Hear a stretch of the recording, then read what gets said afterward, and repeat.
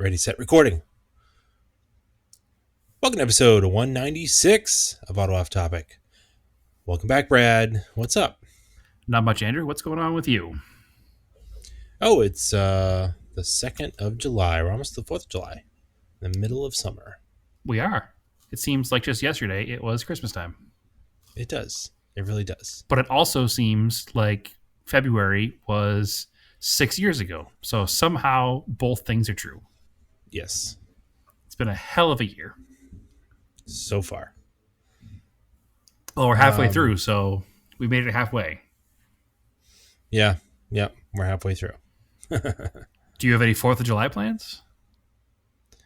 No. I mean, normally sometimes we'd go see fireworks, but sometimes we just hang out in the house too. Because it's like super hot out sometimes. Yeah. It was last year too. Well, also with a 2-month old, I don't think going to fireworks would be advisable. Yeah. That's more a slightly older child thing to do, I think, right? Well, I don't think, he wouldn't enjoy it because he doesn't know what's going on anyway. Right. So. It would just scare him, and his hearing is probably not great for his hearing either. But I don't know. What do I know? I'm not doing anything because I currently live in the state with the most amount of bad things going on. So we're just not leaving the house. Yeah, surprisingly not.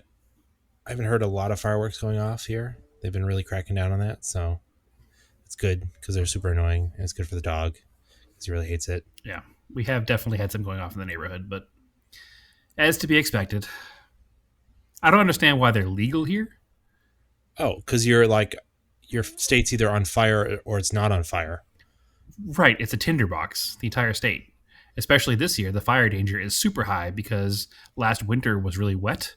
So what happens is when the winter is really wet, all that brush and stuff grows significantly in the fields, and then it dies, and it literally sits there as kindling. And I don't understand why it's even legal here to have fireworks because it's weird. It's a recipe for disaster. The only thing I have going by is there's like 2 or 3 cars that on a regular schedule go by my house. They're commuting somewhere. Excellent. About the same time in the morning, same time in the evening, and have horrendously annoying crackle tunes. Oh, good. Our favorite thing. Yeah. I mean, because like if you're downshifting and you're at like 2,000 RPM, 3,000 RPM. There's no reason for backfiring. Your car should not backfire 6 times. Yeah. It's stupid. Mm-hmm. We discussed this before, and it was not a popular opinion, but I don't think the people who didn't agree with our opinion have experienced the full-on, like, excessive crackle tune yet. Like, we are all about, like, decel backfires from high RPM. It's fine. Yeah. But, like, the annoying, like, pop, pop, pop, pop, pop is, like, really dumb and doesn't sound cool at all. It's just purely done to be a jerk. And I've debated whether I should put a sign that says your crackle tune sucks, but then I feel like they're just going to do it more. It'd be funny for like 10 minutes. Yes.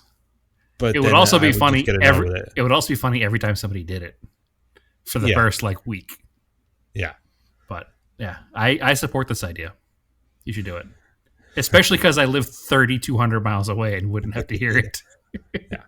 But I certainly hear it enough. Unfortunately, I live close enough to the highway that if something's on the interstate with a loud exhaust, I will hear it for sure in the yard. Once we're in the house, it's not a big deal, but in the yard, I'll definitely hear it. And there's a couple of motorcycles in the area that we've taken to just calling our friends. We're like, oh, look, our friends are out again, just because it makes it less annoying if we pretend we know them. Oh, yeah, because my street leads onto the next street that leads onto the highway. Yeah. Which is maybe a half mile, but it's all wooded, and I can hear a car. Like the other day, I had an Evo 10 go by that honestly I was like, he kind of gunned it from like the light that's near my house, and I was like, I don't hate that. I was like, I kind of like it. I was out front watering. Was it a white Evo 10? It was a white. Okay, with so we white know letters and a wing. We know whose car that is. Then that's my former coworker. All right. Yeah. Well, I liked the way it sounded, but then I also heard him get on the highway. Yes. From my house. That car is straight piped, pretty much. It's quite loud. Yeah. He bought that car in Pennsylvania and drove it back to Boston and didn't realize how loud it was when he bought it and regretted not bringing some kind of ear protection on the ride. But And then also, strangely enough, there's an SRT Focus. No, sorry. oof. Dar. Wow. SRT Neon. I'm thinking, yeah, I mean, I haven't seen one in forever, and it's the same one that goes by my house all the time. It's so Right. funny. See, but Yeah. that's a The car original that, loud hooligan car. yeah, the original Crackle Tune car. Yeah. But those again only did it naturally from higher RPM. So Yeah. anyway, enough ranting, old man. What else do we have to talk about? I mean, there is a couple. There is like a Focus RS that sounds pretty good that goes by, but it's just funny. No, again, we don't dislike loud cars. We dislike obnoxiously loud cars that have fake crackle tune and people that drive them through neighborhoods like they're on the highway all the time. That's the problem. Well, I can't really. I do live on a main thoroughfare in and out of the city, so it just is funny that I can just hear the same cars over and over again almost every day and just know them. So yeah, you start calling them your friends, and everything will be fine because that's what I did. Yeah. Those are our friends. They go out on their motorcycles on the highway near our house about 11 every night, and it sounds like an IndyCar race because motorcycles rev to 14,000 RPM. But we just say they're our friends out having fun, and we wish them luck, and hope they come back and do it again the next day. So, all right, so I have very quick project updates because it was like I really didn't do much to it. I spent the money is what I did. okay. I talked about a while ago ordering wheels for the Alltrack, and for whatever reason, 1552 never stocked the wheels that I wanted, so I didn't get from them. I ended up going to Tire Rack and getting some OZ Superleggera LMs because they came in 17 by 7.5 and the right offset for the car and the right size to use the stock tires that were basically, I checked them off with like 300 miles and put the snow tires on, and now the car only has 2,997 miles on it. So Really? yeah, Wow. in 6 months. That's not very many. Nope. So I kept those because they're basically brand new. In fact, I was looking at them today after I got it back from the shop that put the wheels on. They still have all the mold release things on the edge Wow. because the car wasn't even broken in yet when I took them off. Yeah, it was pretty much brand new. Yeah. So yeah, I got their a dark matte gray OZ Superleggers LMs. I had a pretty good idea they look good on the car.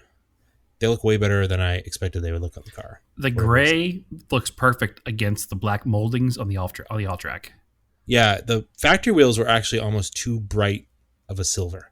Yeah, it really makes the car look the part. I'm gonna go out and take some nice pictures of it. I don't want to post that Yeah, picture that I took just to show our friends.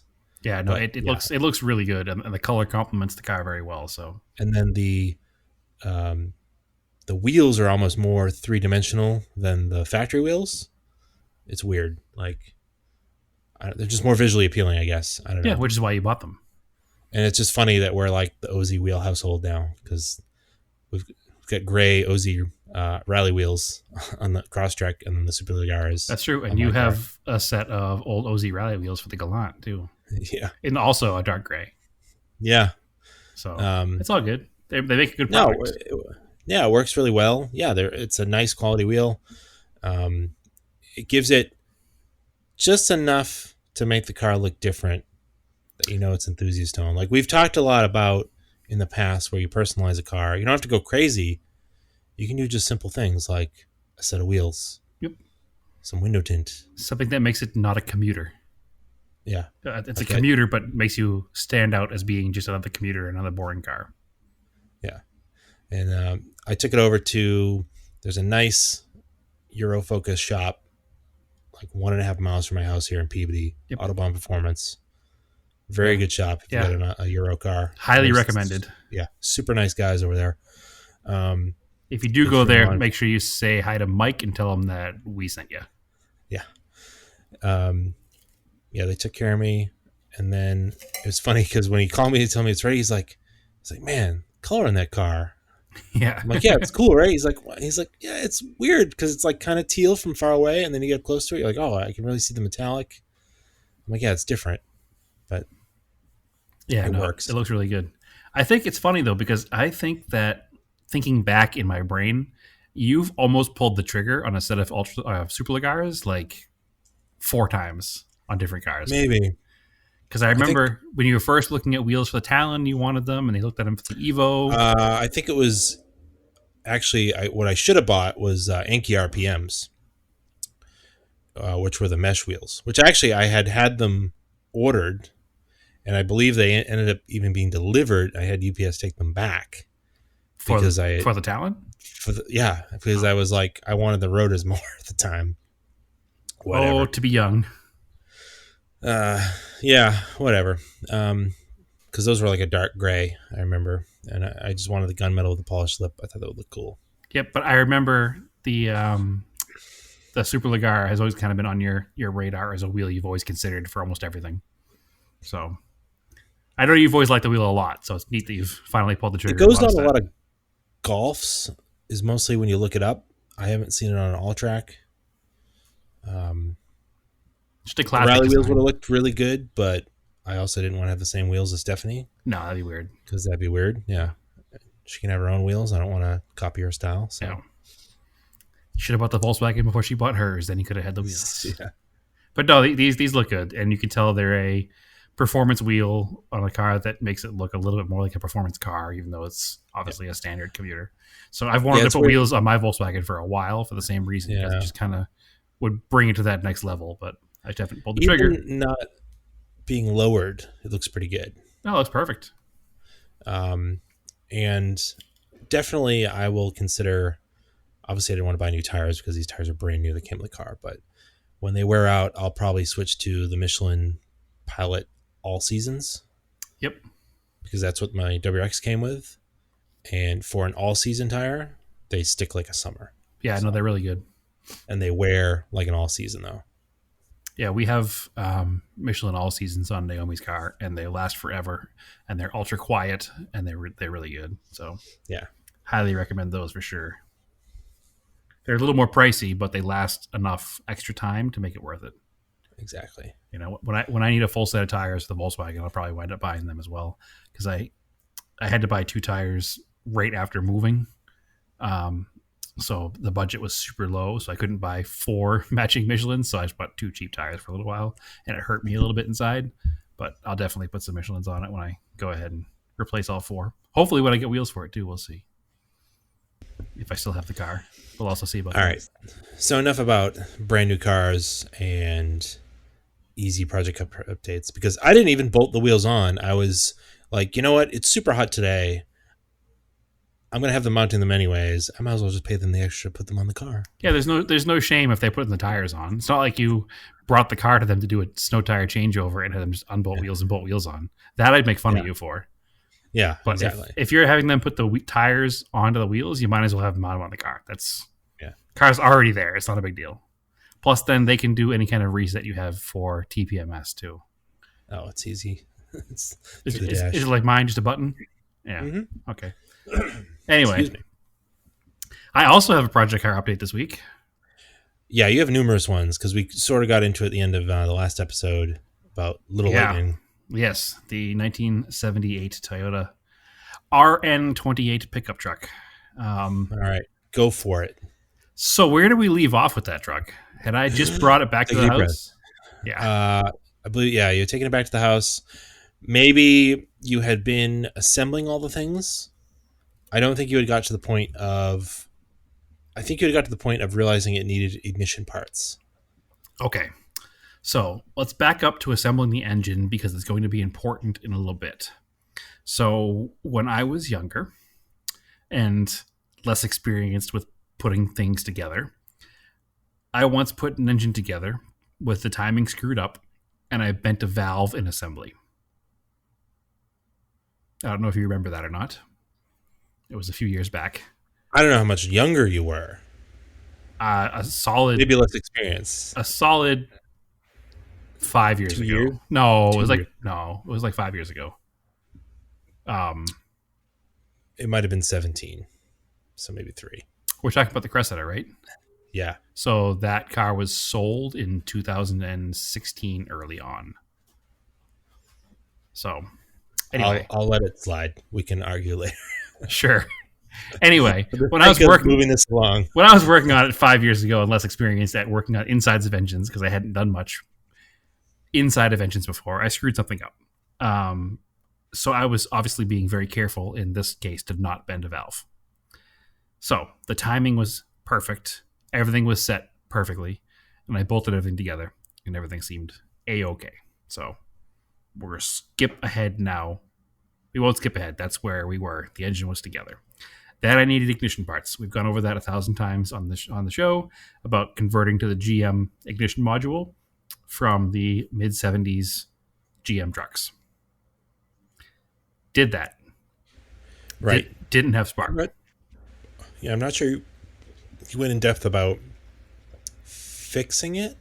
Okay, that's where I'm at right now then. That's perfect. Right. So I installed all the parts, ran all the wires as every diagram I could find told me to do. Also learned that this is a fairly common ignition upgrade, not just for an old Toyota. A lot of Mopar guys use it on mid-70s through 80s Mopar stuff. A lot of foreign car guys use it on other foreign vehicles. It's just a simple, cheap solution to a problem that a lot of cars have. So if you had an early electronic ignition style setup, a lot of cars, the parts are expensive and hard to find. This part works pretty well in almost a universal way. So that's really kind of neat, actually, that we've kind of learned this little trick that can help on multiple vehicles in the future, I'm sure. So good to learn this.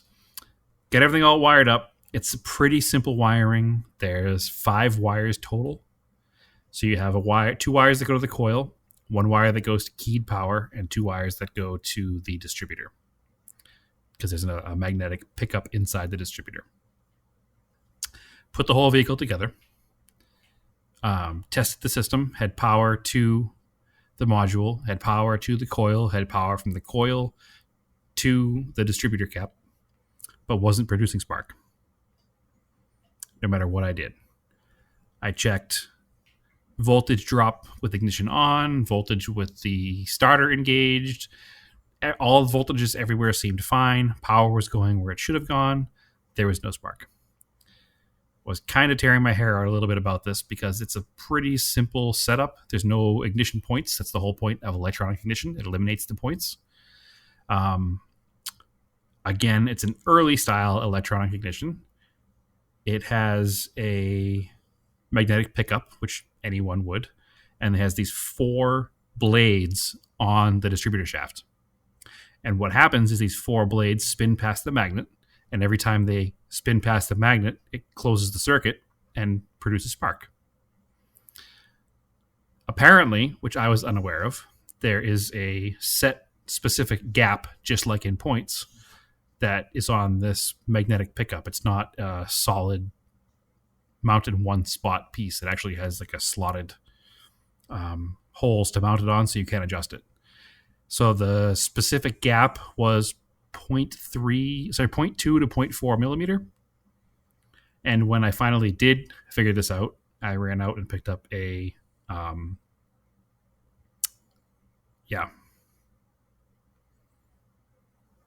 tool to measure that with. A feeler gauge? Thank you, feeler gauges. I went out and picked up feeler gauges because here in Arizona, I don't have any tools. So I've been buying tools as I've needed them, so this required me to go buy a feeler gauge. So I bought a feeler gauge, and it's spec'd out at about 0.9. So that's more than double what the range is supposed to be.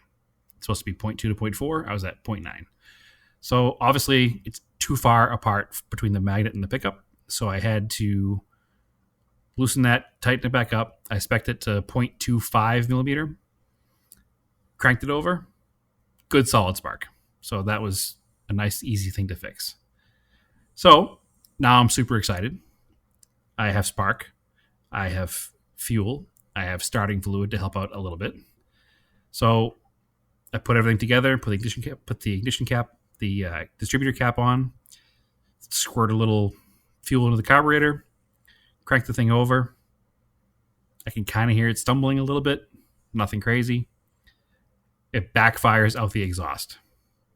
Now the exhaust is not connected, so it just came out the bottom of the exhaust manifold like a big fireball. It's like, that's probably not good. But it also means that spark is happening and fuel is getting into a combustion chamber somewhere, right? So we have all the things required to make engine noises. Why aren't we making engine noises? So I tried for a couple of probably an hour or so, just fiddling around with things and fiddling around with the carburetor and trying to figure out what was happening. And decided that, well, maybe I should check and make sure this thing makes compression. Because I put the engine together. I had no idea what the condition of the engine was other than just kind of visually inspecting it when we got it. Everything seemed fine. Everything looked okay. So, among the same theme of having to buy tools as I need them, I went out and bought a compression tester. I plugged into the number 1 cylinder, cranked it over for probably about a 5 count, and built up compression in the cylinder to 120 foot-pounds, which is within spec, I think. So I was pretty happy about that. I went to cylinder number 2, ran the same test. As I was cranking it over, the needle on the compression gauge wasn't even like bouncing. So that seemed poor. Couldn't make it make anything more than 0 pounds. So obviously I have a problem now in cylinder number 2. Okay, shouldn't stop it from running if there's only 1 cylinder down in compression. It should still run poorly, right? Move on to cylinder number 3. Same thing. Absolutely 0 compression to the point where it doesn't even make the needle bounce on the gauge. Now I'm a little discouraged. Almost don't check cylinder number 4, but say, you know what? Screw it. I got to check it. Go to cylinder number 4. Cylinder number 4 does the same thing as 2 and 3. Nothing. No anything. Just plain and simple. No kind of cylinder pressure at all. Very strange. So now I'm very discouraged. I figure when 1 had no compression, I said, well, maybe it's got stuck rings. The thing sat with no head on it for like 4 or 5 years. Then the second one had no compression, and the third one had no compression. And the brain starts thinking a little more like, I guess they could all have stuck rings. That wouldn't be normal. But again, it was parked for 4 or 5 years with no cylinder head on it. So that's when I ran things by you and some other friends, and you guys all had that same kind of thought that it's probably not the rings. Yeah, because it was such a massive leak. Yeah. That it seemed like valves were open. Right. But it was worth just trying to unstick rings. Like, I don't know, it doesn't hurt to throw like Marble Mystery Oil in a cylinder. Right. So that's it. I didn't do that because I went in the house, was all discouraged, and just kind of sat there thinking about it for like 48 hours. And then I said, well, I never set the valves. I never checked valve clearance. I put the thing together. I was super careful when putting it together that everything was timed right so I wouldn't bolt something down and bend a valve, right? As we talked about 10 minutes ago. So, yep. Decided the best bet at this point would be, let's check valve clearance. Let's see if maybe one of them or the 3 of them are off so much that they're holding a valve open a little bit when it's not supposed to be. And therefore, that would make 0 compression because the valve is open. So I set the whole thing up to check the valve clearances. Obviously, I checked number 1 first because I was already there. Might as well check it. And it spec'd out almost perfectly. So that's encouraging, but it's also the cylinder that made 120 foot-pounds of compression, right? So I move on to number 2. I moved on to number 3 because that's the order you do it in. PSI, but yeah. Yeah, sorry, PSI. Pounds per square inch, not foot-pounds, excuse me. I move on to number 3 because the order you do it in. The intake side is fine. The exhaust side, I release the lock nut. It has standard solid lifters. Doesn't have hydraulic lifters. I release the lock nut, and I go to turn the lifter itself with a flat screwdriver blade on top, and I turn it 180 degrees, and it's still tight. I turn it another 180 to 360 degrees, and as I'm doing that, I'm watching the spring come up. Like, visibly can see the spring coming up. If you've ever looked at the threads on these lifters, they're usually a pretty coarse thread. So one full turn of that is probably, a millimeter or two each time, right? Yeah. So yeah, because you're adjusting them in thousandths of an inch, right? Yeah. So as I'm turning it, I'm literally watching the spring release. So my brain goes, oh, this is good. This means that valve was actually hanging open when it's supposed to be closed. That's why I'm not making compression. Long story short, I move on to number 2 and number 4, and on the exhaust side, they both do the same thing. They're both so tightly, wound down that when the valve is supposed to be closed, the valve is hanging wide open. So now that you're saying this, it makes sense that the fuel charge made it out the bottom of the manifold and exploded. Yes, because it was a wide open path for it. Exactly. Yeah. So it was the exhaust side. The intake side was fairly close. I don't want to say they were correct, but they weren't so bad that they were holding anything open. Everything is now set perfectly. The timing is perfect. The valves are all set to the correct, I think it's 0.03 on the intake side and 0.02 millimeter on the exhaust side. So it's all set perfectly. It's actually pretty convenient in that vehicle to do it. There's nothing blocking anything. It's a super easy car to work on. So that was nice. So I'm like, all right, time to check compression. So I started in cylinder number 1 again because I did make adjustments just to make sure we were still, nothing had changed. So number 1 come back and it went to 120 PSI again. Perfect. I go to cylinder number 2. I check it. It's a little low. It was probably like 70 PSI-ish. The gauge doesn't read quite that accurately. It shows like 10, 30, 50, you know what I mean? So I'm guessing somewhere around 70, which is definitely low. But now that could be rings. Possibly. All right, that's fine. Is this an interference engine? I haven't looked it up if it is or not. I'm guessing it is, but maybe not. So anyway, I move on to number 3, and I'm still at 0. So that's not ideal. But now when watching the gauge as I'm cranking it, it's bouncing a little. It's trying to make compression. So it's trying to make compression. So that, again, maybe rings. You can try soaking some oil in them. Yeah, that's the only next bet. That won't hurt to try.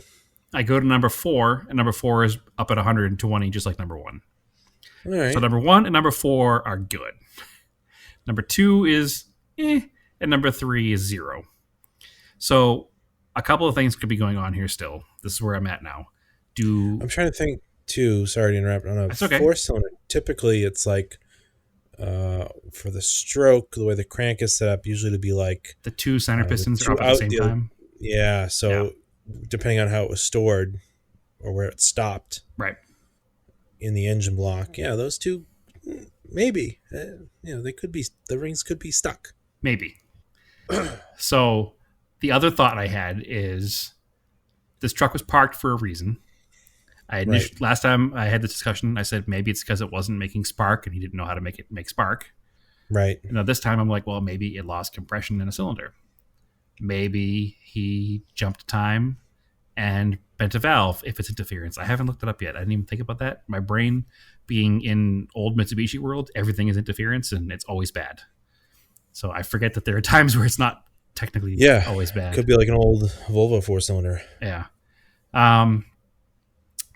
So based on the fact that those 3 cylinders were so far off, I almost wonder if some, a backyard shade tree mechanic got in there and adjusted the valves without changing which cylinder he was supposed to be working on, like without cranking the motor over. So he put it to like cylinder 1, number 1 top dead center, adjusted those valves, which is why they were perfect, and then went and just did the rest of them It's possible.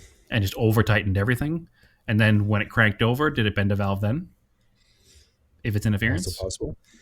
Or did it somehow get set that way somewhere else? And then I put it together, again, being careful to do it. And then it didn't bend a valve until I tried to crank it over. Did I bend a valve on it because it was set so poorly from there? Which would make me angry. Yeah. Yeah. Because I was so careful about that, it would make me super angry. Yeah. But there's really no way to know. I guess the best thing to do now is check and see if it is an interference engine or not. I'm not sure if it is or isn't. So I think what I'm going to do next is I'm going to get some oil and dump it into cylinders 2 and 3. Some Marvel mystery oil probably, and let it soak overnight. And then turn up my hand a few times and maybe do it again and then check from there. I'm not sure. Not sure what the best plan is moving forward. I don't want to get too upside down on this thing because at the end of the day, it's not worth much money. And the plan was to get the truck, get it running, make it usable, make it interesting looking, and not be upside down huge in it. So I can't be spending money on rebuilding an engine on a truck that I haven't spent money anywhere else on. There has to be a point where I cut the cord and just kind of let it float out to sea, So maybe just try to recoup my operating costs and go from there, or... Well, it's nothing to throw some oil in it and let it sit for a couple days. Exactly. That's why I'm definitely going to do that. But then if that doesn't do anything and it is an interference engine, I got to decide if it's worth it to me to pop the head off and check the valves, or if it's just at this point, say, we're done. I need to move on to something else. Let somebody else that has maybe an extra 20R lying around and just wants to put the truck together to do it, or needs parts, or who knows what. Yeah. Or maybe I stumble across a cheap 20R replacement motor, but I'm not going to spend a lot of money on it just because, unfortunately, I have other things to spend money on. I do still have to transport some cars from Massachusetts to here. I could use that money to do that, or I could use the money to put towards buying a 4x4 vehicle for out here, which is something that I want to do. I mean, it's tough because I get so emotionally attached to cars. And I think that this one here, the story behind it was neat. The, little lightning on the door was it kind of really endeared it to me. Kind of had a personality before I even got it. Mm-hmm. So I don't want to get stuck. And this whole thing was it was kind of a test for my new way of thinking about cars. Me trying to turn a new leaf and not just wind up with a yard full of broken cars out here as well as in Massachusetts. And I said from the get-go, if I don't have this thing running within a month, I'm going to get rid of it. Well, I had it almost running in a month, and then the whole Corona thing happened, and it was away from me, and I couldn't touch it, so we kind of let that slide. So yeah, we'll give it to you. Yeah, so I'm just wondering where I draw the line. So I think that probably, we're recording this on the 2nd of July.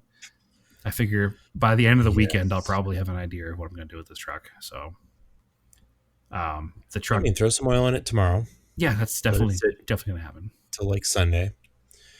I was saying take like a barbecue skewer or something, right? Mm-hmm. Just so you can stick it in the cylinder as sort of like a dipstick, and then check it in a day or so, see if it leaked out. Right. See where we're at. And then maybe try to turn it over by hand and see if it unsticks the rings if they're stuck, or I don't know. Yeah, unfortunately, my feeling is if they were going to unstick, they probably already would have while cranking it over with oil in it. But maybe, I don't know. If it's not getting up the cylinder walls enough. Yeah, it is pumping properly and flowing in the head. I can see that when I pull the valve cover off. So I don't know. We'll see. Yeah. I don't know what the thing has for like oil squirters or something, but I'll have a decision by the end of the weekend. I don't want to get too deep into something and then not be able to recoup at least a little bit of my cost. I figure I could get back probably about half what I have into it, which is not a lot of money. So when I say half, it's not like I'm, 10 grand into something and I'm going to get 5 grand out of it. No, But, no. I'm probably into it with transportation, picking it up, bringing it here, and everything I've done. I'm still not into it for $1 grand. So if I can get half that maybe out of it, maybe the whole thing out of it, who knows? We'll see what happens. But I think I'll have a decision made, hopefully, fingers crossed, by the end of the weekend. And I just need to kind of stick to my guns and not let the project become all consuming. I think that's what I need to. If it was a nicer vehicle, if it was like a restored truck, and it was worth putting an engine in, yeah, we'd be talking about a whole different story. But if we didn't have other stuff going on. Well, yeah, at the end of the day, when I'm done with this engine, I still need a passenger fender, a grille, a front bumper, a lower valance, taillights, turn signals, the interior's trashed. Like it still needs a lot of love. It's not a shame to move on. I get that feeling of I don't want to leave an incomplete project incomplete, but I also have to realize what's the right decision. Yeah, if you could find, I'm sure there's a Phoenix Toyota group or something. Yeah, I'm already in where somebody's got one of these. Yeah. And they have a bunch of the parts that need to finish this thing. That's a perfect truck for them, right? Oh, exactly. There's not many good parts left on this truck, but it's okay. It's got good glass, good dashboard, all that stuff. So, it's not beyond restoration. It's a rust-free truck. The floors are nice. All the frame is nice. There's not any reason to not restore this truck, but it just might not make sense for me right now. So we'll see. I won't let it go to a junkyard. Unless it sits for 2 years in my yard, which I don't want either. So no, it's not going to. It would you're either going to fix it or sell it to a Toyota enthusiast. Yeah. So I think that's the best idea. So we'll see what happens. Like I said, I'm almost at the point where I'm almost $1,000 into it, which in the world of automobiles is not a lot of money. No. So I don't, I just don't want to go too far beyond that and still have, the prospect of, well, this tire still needs $2,500 worth of work to make it drivable. So we'll see where we're at. Yeah, and I think we had also talked about if we hit like a little bit of a cooler stretch of weather here, I'll probably strip your Raider for you of the rack and the brush guard. Yep. So if somebody's interested in an inexpensive Raider that needs an engine, contact Brad. Yeah. I mean, it doesn't need an engine. It runs perfectly fine. It just blows a lot of blue smoke. I don't know about perfectly fine. No, it does. It runs. It does run really well. Honestly, it runs great. I drove it home like that. It just smokes a lot. So it may need rings too. Yeah. Listen, we're trying to sell the thing, Andrew. Let's. I don't want to say it runs perfectly well. It runs. It runs. It starts. It runs. It idles. If you don't want mosquitoes in your neighborhood, it will take care of it. Perfect. Anyway, yes, that vehicle will be for sale. When Andrew says strip it, he means stripping off some accessories that I have on it that I want to save because I'd like to have another one of those out here. It's just not worth me shipping that one out here. Oh, I did order the flex pipe section for my Galant, so excellent. I'm going to try to weld that up this week if I have a chance, so I don't have a leak anymore. So stay tuned till next week for Galant updates and the fate of the Hilux. So I don't know. The Hilux is neat. It's endeared me to that generation Toyota. I never. It's a good looking truck. Yeah, I never really paid much attention to them because they weren't factory available 4-wheel drive, and I've always kind of been into the 4-wheel drive Toyotas from the 80s. So the previous generation, which is this, the RN 25 and 28 short bed and long bed, I didn't really know much about. And the more I've learned about it, having it, I've certainly been endeared to it. And, if this doesn't wind up being the one, maybe there'll be another one down the road someday. So we'll see. I hate to disappoint Bradley, who I got the truck from, but I think he'll understand. So we shall see. Also, Project Car updates. Also, Barney the Purple Conquest has been moved on. Oh, that's true. So it stayed in the family, so to speak. A friend of ours has taken ownership of that vehicle. The one that we were trying to figure out what the lower end noise was. Yeah. seems like it's probably bearings. But Yeah. he put some oil stabilizer in it, and the noise pretty much went away. So that kind of lends credence to that theory, I guess. So maybe he'll run it like that for a little bit, and maybe he'll try to do something with it. But Yeah, kind of in talking to him, he'll probably run it like that. And again, the problem with that G54B is there's not a lot of support for it.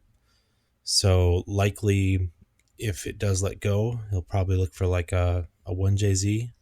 Sure. Because you can get an aftermarket ECU and stuff, and a bunch of people have done that swap. So the knowledge is out there, and yeah. And now that he's seen the car, he knows straight six in that car. Yeah, how nice that car actually is. It looks yeah.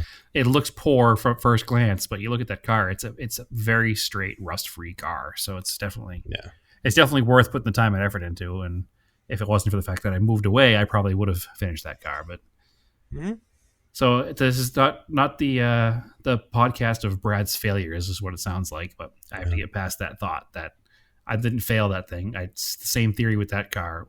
I had a brake point, and we put a clutch in that car. We did some brake work in that car. I forgot about the clutch too. Yeah, we would put a clutch in the car. We did some brake work in that car. We did the entire front end of the motor, all the timing, water pump, new radiator. We did a bunch of stuff. I rewired. Remember, I rewired the whole front of that car. All the headlight switches, all the headlight relays, all the headlight wirings, all new. So that car is actually, I'd say 80% ready to just drive, or maybe even closer to that once he has to sort out the rear brake caliper situation. The car isn't far from being a drivable car, so it's good. We got it that far, and then I had a break point where I didn't want to spend the money on an engine, so we stopped and moved on from there. But it's gone to a good home, and I have to. Well, yeah, it's our friend Andy, and actually, I finally got to look at his truck in person. So he's got a square body, an '80 Chevy that he's got a 6-liter LS swap with a turbo, right? And it's got a fuel cell and drag slicks and ladder bars. It's pretty neat. I think it's a short bed truck. It is a short bed, single cab short bed. Yeah.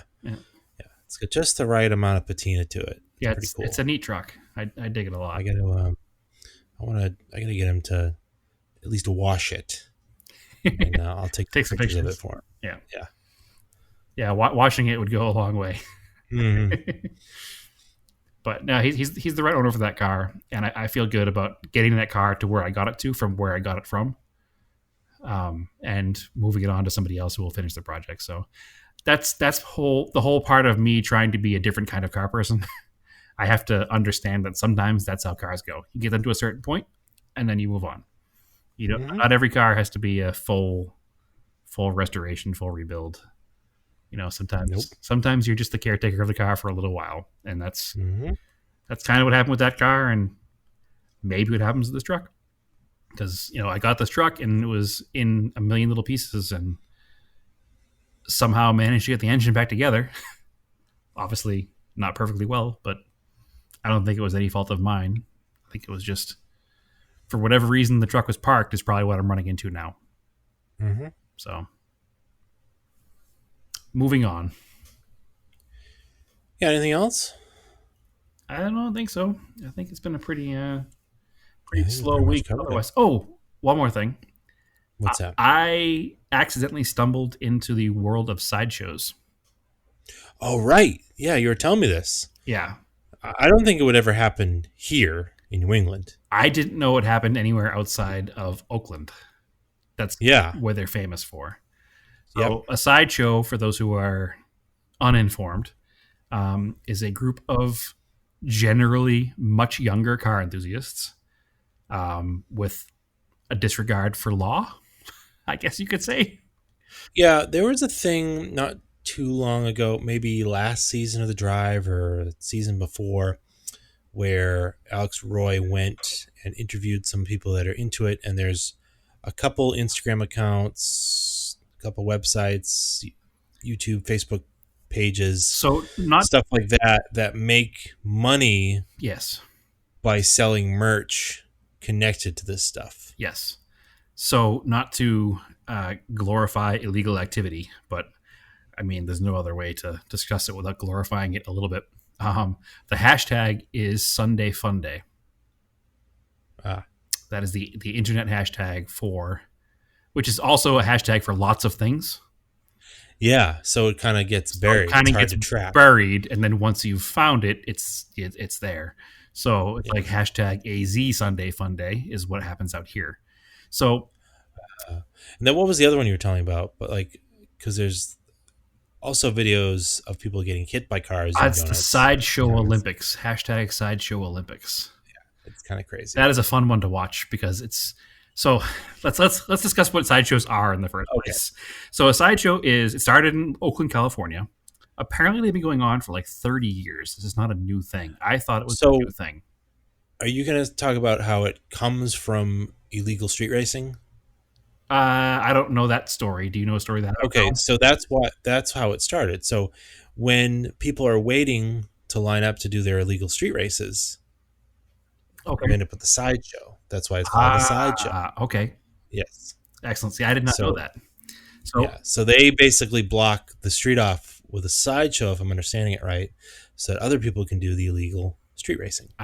So it's like a cover of a legal operation to make it a legal operation. Well, it's devolved a little bit from that. So that's what it started as. Yeah. So basically, these younger car enthusiasts will stand in a four-way intersection, blocking the entire center of this intersection, and then they call that the pit, like a mosh pit. And then people will drive their rear-wheel drive cars or all-wheel drive cars into the middle of this intersection and just do donuts in the middle of the city. Right. Completely wild. Like no rules, no laws, just donuts in the middle of the city in the middle of the intersection. It seems to be the more wild you are, the more popular you are. So hanging out of your car while doing donuts is encouraged. You'll see the driver somehow sitting on the windowsill while doing donuts when the entire wall is people. There'll be people standing in the middle of the pit with cameras videotaping this. Again, because you make money off the views. Yeah. Some people will stand in the middle of the pit, and as the quarter panel of the car is sliding towards them, they will jump in the air to try to jump over the drifting car, which is insane. And also where a lot of the Sideshow Olympics clips come from, because they get smashed. They get hit on their legs by a car that's whipping donuts. It can't feel good, and some of these guys go flying pretty far through the air. So it's a wild scene. There's, like I said, no real laws or rules. It's just go do donuts. Try not to hit anything, but people get in little minor car accidents all the time doing this. People get run over all the time doing this, and it just keeps going and going and going. I'm not even sure how it's gone on as long as it's gone on for, other than the mobs completely block the police. Yeah, it's spontaneous for the most part, and then they just kind of overwhelm the police task force that's set up to do these. But I mean, they do. That's the crazy thing, is that it's all kind of camera. So I remember watching the Drive episode. They're like, yeah, we kind of just end up watching the videos a lot. Yeah. Instead of even busting the things, we just get license plates from the videos. Right. So the other thing they do is they have blockers. So if you're a blocker, you stand in the middle of the street, and then when the police show up, the blockers will block the police side and then open up the other side so that people doing donuts can drive away. So it's not organized. It's the most organized, unorganized event I've ever witnessed to. So how I got involved with this whole thing and even finding out it exists here is we haven't fully moved undercover. Yeah, we haven't fully moved into our house yet, so we're like kind of in between the moving stages in the apartment and the house. So we're sitting here in our apartment, which is in like, there's two kind of like downtown areas in Phoenix. There's like the old downtown and a newer downtown area. We're kind of in the newer downtown area, which is near Scottsdale. So literally across the street from our apartment is a Best Buy and a Fry's grocery store and an In-N-Out burger. And, you know, it's just a big shopping plaza. There's a Target there. There's all kinds of stuff. So on a Sunday, it's empty. So we're sitting here on our... Especially now. Yeah, especially now. So we're sitting here on our couch at, 10 o'clock at night, just watching TV. And I hear tires squealing. And I'm like, oh, somebody's doing a burnout somewhere. That's interesting. And And then it continues to go on. And then I hear like a sport bike bouncing off a rev limiter. And I'm like, this is weird. And it continues to go on. And it went on long enough that I was like, you know what we should do? We should find out what's happening outside of our apartment because this sounds wild. So it went on long enough for us to hear it, think about it, decide that something interesting was happening, get off the couch, put our shoes on, and walk across the street. And in the Best Buy parking lot, there must have been 100 cars and probably triple that worth of people. And there was a pit in the middle, and there was a black 3 Series BMW doing donuts, and people standing all around it trying not to get hit while getting as close as they could, videoing it. And as he finished, a white Chevy pickup truck went in there and started doing donuts the same way. And it just went on and on and on until at one point, a middle-aged woman in an Audi drove into the middle of the pit and tried to stop everybody. And instead of a real Karen. Yeah, and instead of it stopping them, what happened was they were doing donuts and burnouts as close as they could to her car, which was also wild to watch. But like, don't do that. Yeah, just stay out of it. Like, you're not going to stop. Just go away. Like, they're clearly in the middle of an illegal activity, and they're not afraid of the police showing up. So they don't care about you and your Audi. Like, honestly, are we encouraging this behavior? No, I'm not encouraging this behavior. No, but it's just dangerous. Don't interfere with it. Exactly. If you don't know what's happening, stay away, please. So it's interesting to watch because the police show up. Everybody scrambles. Everybody runs to their cars. Yeah. Again, there's probably 100 cars and 4 police cars show up. So they're not going to get everybody. You know, they pulled over an S2000 and that same 3 Series BMW that I saw that was doing donuts. They pulled him over. The security guard for the complex was sitting there the whole time. So I'm sure he was on the phone with the police, giving the descriptions of the cars that were actively participating in the middle or videotaping it or whatever. Yeah, he just filmed it. Yeah. You don't even have to arrest these people in in the midst of it. You just videotape it and you show up at their door. It's like it really non-confrontational. It really piqued my interest. So obviously right now we're dealing with coronavirus here in Arizona. We're one of the highest places in the country right now. It's awful. These kids don't care about that either. Because like I said, there were 300 of them all closely packed watching this thing happen. We watched from a distance because we don't want to A, get arrested for spectating, or B, catch coronavirus. Yeah, we are adults. We're not adults that don't enjoy watching some stupidity happening, but we are adults at the end of the day. So it was very interesting to watch it. It kind of dug me into, I was like, I'm pretty up on most car culture. Like I follow all the car culture pages. I know where all the shows are. How do I not know this exists in a town I live in, where I've been living now for, as of last month, a year now? Never even heard of this before. It's been going on forever. So it exists. It's common. It happens at least one night a week here. I started following the pages to see what it's all about. It's very interesting to see. I'm going to try to... It's still hard to find out when it happens because you have to belong to their secret pages. Yeah. Obviously, they don't want to advertise what's happening. Interestingly enough, fast forward to this past week, there's a mall here in town called Metro Center. Mm-hmm. It opened in the 70s. It was a very popular hangout spot. And throughout 80s mini truck culture and that kind of time, it was a huge cruising spot. Huh. So people drive up and down just all night long. It's where everybody went and hung out. So the mall closed because it hasn't been open for months and it's a mall. So they were probably already on their, death's door. And then coronavirus closed the mall for 3 months and it's just not going to last. So there was an organized event where it was the final cruise, because it's been illegal since the 90s, but they opened it back up for one final cruise. Everybody can go down and cruise around Metro Center. So these sideshow people wound up going to that, and the police were there, and they let them do it. Huh. My mind was blown. I didn't know they were going. I didn't go to the cruise because, again, I'm not looking to hang out in crowds right now. And I saw some drone footage of this cruise, and there were probably 3,000 cars there. It was absolutely insane. But I was surprised to see videos of these people doing their sideshows with police cars just sitting there watching. It was almost like everybody got a free pass that night to behave like an idiot. Donuts and burnouts and everything.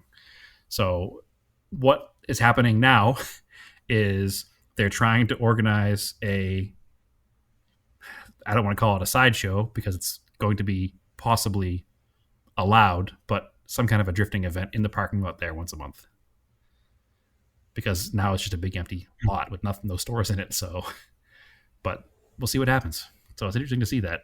Maybe something will come of it. Maybe nothing will come of it. Either way, I need to find out when these sideshows are happening. So when you people from New England come out and visit, I can take you to a show because everybody should experience this at least once and see it. I don't encourage participating in it, but if somebody else is going to do it anyway, guess what? I'm going to watch. So maybe it's the wrong attitude to have, but if it's happening, I'm not going to stop it. I might as well watch it, right? Sure. I don't see why not. But anyway, it's a whole different side of car culture that I didn't know exists. I think it just kind of lends to the theory that I'm an old man now. You've been an old man for a long time. Well, it was funny because I was talking to Naomi about it. I was like, how do I not know this exists? And she said, it's because you're not relevant anymore. Oh. And you know what? She's probably right. I think that's the moment I realized I was no longer relevant. Wow. Tough. Tough crowd, huh? I get what she means. Obviously, it wasn't mean. It was just in the fact that I'm not relevant with the sideshow crowd because the majority of them are 18. And obviously, I don't hang out in crowds of 18-year-olds. So I don't know the things that 18-year-olds do. But it was a wild experience. And it's something that I've seen on YouTube. I never didn't know what happened here. Didn't know what happened anywhere but Oakland. But it does. And it's crazy. So that's it. No other updates this week. All right. Cool. So, as always, you can follow us on Off Topic Podcast on Facebook, Auto Off Topic on Twitter now. Oh, done a couple things on there. I haven't logged in yet. Auto Off Topic on Instagram. Follow me, Race and Anger on Instagram. I've thrown some pictures of Rally in the East I took on film up there recently. The Color Plus ones came out a little bit better than the slide film. I have to get the hang of using that. But I know it's personal. It's personal preference, but I prefer the dark pictures, and they might be a little bit dark, but I think overall the mood of the shots on the slide film is really good. I guess I would like them to be brighter because that slide film is brand new slide film at Chrome 100. It's fairly expensive, and it has really nice color reproduction when it's exposed properly, and also like ultra fine grain because it's a pro level film. Like you can kind of see it in the dark ones, like they're super sharp, like they're very, very crisp. They're very crisp. Like a digital shot. But film's a bit of a expensive hobby, so it's nice to get the exposure right. But you can see the difference with Kodak Color Plus, which is basically a consumer grade film, and it's a negative exposure film. It's a little more, you get a little more leeway out of the exposure. Whereas slide film, which is a positive, like negative film, or color reversal, they call it, has a little less leeway, and you have to be more careful with your exposures. So, but it's a learning curve, and the pictures that you took are certainly passable as images that people can look at and enjoy. So it's not like it's trash. So, which I'll give a shout out to the lab I use, which is Northeast Photographic in Maine. Basically, local guy. You mail him your film, he'll do it. Nationwide. You can mail him your film. He'll develop it, scan it. He has this neat tool that will do full borders with film. So, especially with like a color reversal film, he puts it on like a light table. It's this fancy film holder. I think it's from this company called Negative Supply. It's like all 3D printed. He was one of like the people that helped produce the thing or test it. and it gets like the sprocket holes. Okay.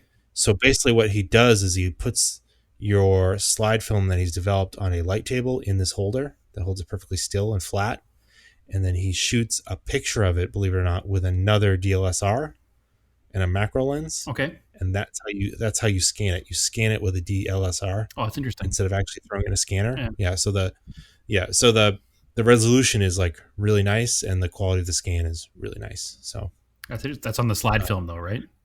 on the slide film Yeah. in particular, and the negative reversal film is a different type of scanner, but it's pretty cool. You can ask him questions, gives you feedback on stuff. So it's a good guy to use. Yeah, Not terribly expensive. I keep almost pulling the trigger and going and trying and shooting some film stuff because I have a camera that I've been just sitting and not using that I've had forever. Yeah, every now and then it's fun. It definitely makes you slow down, think about your shots a little more.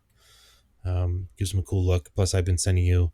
There's a ton of Instagram film photographers that shoot pictures of vintage cars like on the street. Yeah, there's a ton out here. It seems too. A lot of the pictures are from Yeah, Arizona. and for whatever reason, that like consumer grade film that's around like 200 ISO, probably 400 ISO, like has just the right amount of grain and kind of like nostalgic look to it.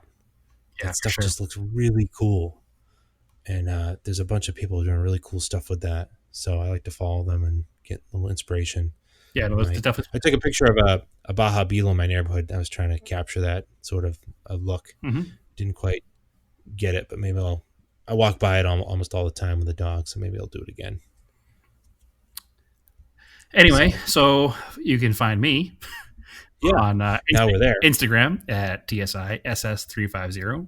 Also, apparently, I will be posting on the Auto Off Topic Twitter page eventually, but not being relevant. I haven't done it yet, so okay, fair enough. Yeah, I'll get there. All right, so keep cars analog and aim for the roses.